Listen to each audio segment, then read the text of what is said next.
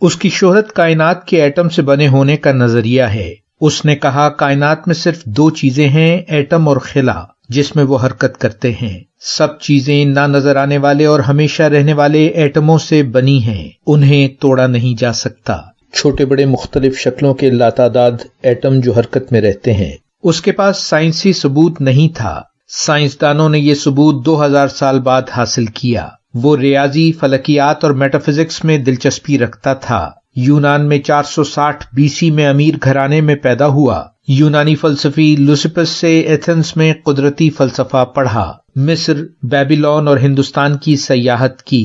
بہت سی کتابیں لکھی۔ کبھی شادی نہ کی۔ وہ 370 BC میں رخصت ہوا۔